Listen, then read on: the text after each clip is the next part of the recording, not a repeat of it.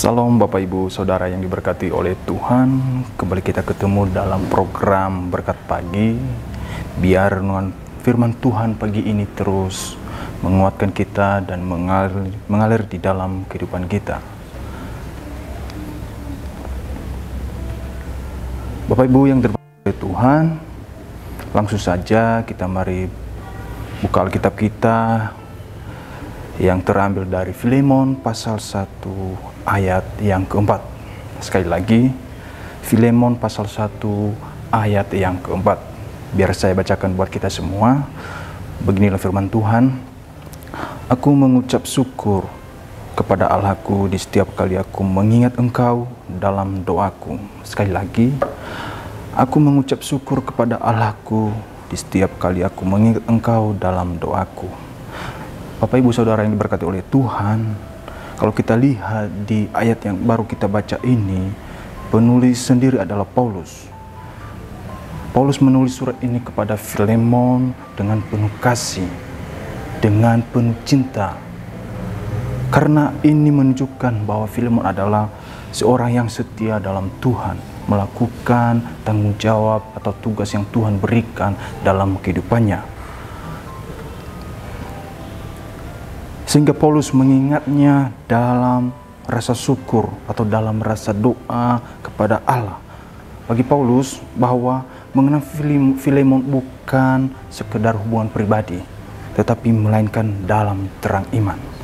Bapak Ibu yang diberkati oleh Tuhan, di ayat ini kalau kita lihat, Paulus menulis surat ini kepada Filemon karena dia tahu bahwa Filemon adalah orang yang setia kepada Tuhan, taat kepada Tuhan, melakukan tugas pelayanan yang Tuhan sudah percayakan ke dalam kehidupan Filemon ini. Bapak Ibu yang diberkati oleh Tuhan, Paulus juga menegaskan bahwa ia tidak hanya berdoa bagi dirinya sendiri, tetapi ia berdoa kepada jemaat besar, tetapi juga mendoakan individu, termasuk Filemon. Dia tetap berdoa kepada Filemon. Dia tetap membawa Filemon kepada Tuhan. Hal ini menunjukkan perhatian Paulus yang tulus kepada setiap orang percaya. Bapak Ibu yang diberkati oleh Tuhan, ayat ini yang sudah kita bacakan, aku mengucap syukur kepada Allahku setiap kali aku mengingat Engkau dalam doaku. Paulus selalu mengucap syukur kepada Tuhan. Sebab karena kehidupan Filemon memiliki hati yang benar-benar taat dalam melakukan kehendak Tuhan. Dia selalu berdoa kepada Filemon. Dia selalu mendoakan Filemon kepada Tuhan. Biar iman Filemon selalu kuat di dalam Tuhan. Bapak Ibu yang diberkati oleh Tuhan, Paulus juga bukan dia hanya berdoa buat dirinya sendiri, tetapi dia berdoa buat jemaat-jemaat yang percaya kepada Tuhan. Dia tetap mendoakan biar orang-orang percaya kepada Tuhan tidak jauh kepada Tuhan. Iman mereka tetap kuat di dalam Tuhan. Itu yang seharusnya Paulus lakukan dalam kehidupannya. Dia selalu berdoa, mendoakan orang-orang percaya. Biar orang-orang percaya tidak jauh kepada Tuhan, tidak menghindar atas panggilan-panggilan Tuhan dalam hidup mereka. Biar iman mereka tetap kuat kepada Tuhan, dan mereka tetap mencari Tuhan di dalam kehidupan mereka.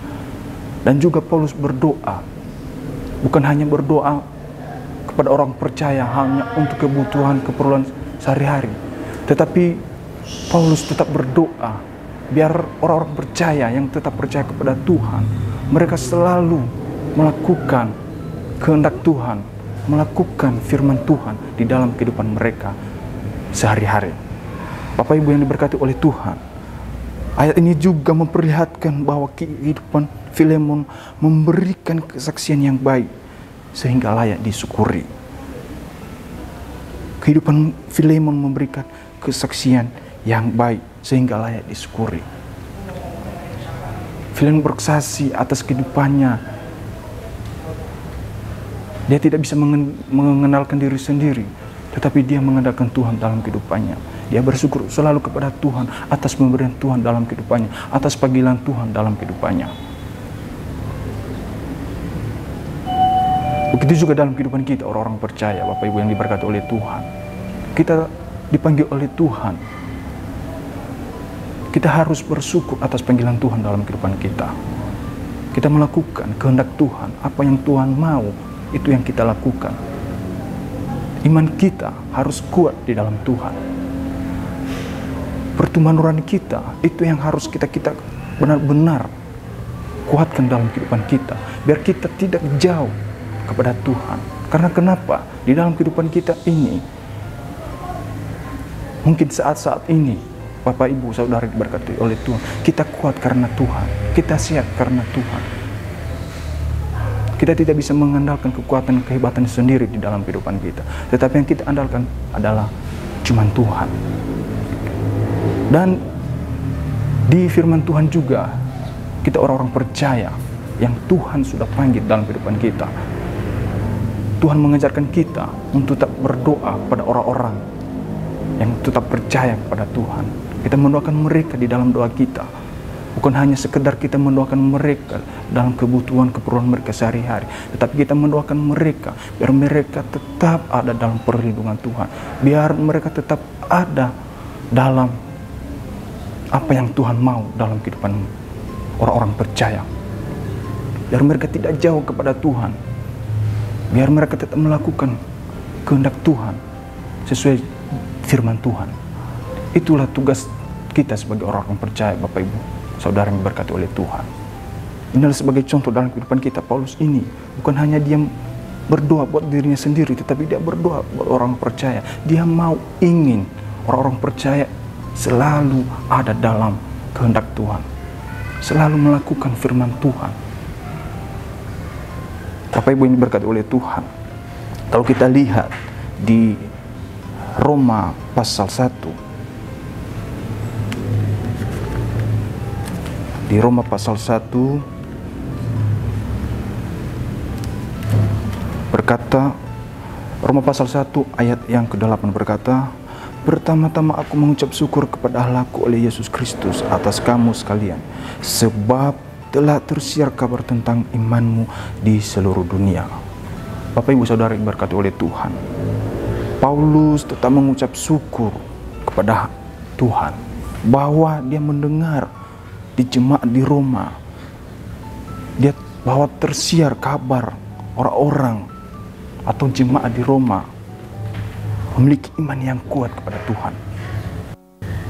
Mereka selalu mencari Tuhan, tapi itu yang benar-benar maunya Tuhan dalam kehidupan kita. Itu juga Paulus, dia tetap mendoakan orang-orang percaya, membawa mereka ke jalan yang benar, biar mereka tidak jauh dari Tuhan, biar mereka tidak tergoyahkan, biar mereka tidak terpengaruh ke hal yang tidak berkenan kepada Tuhan.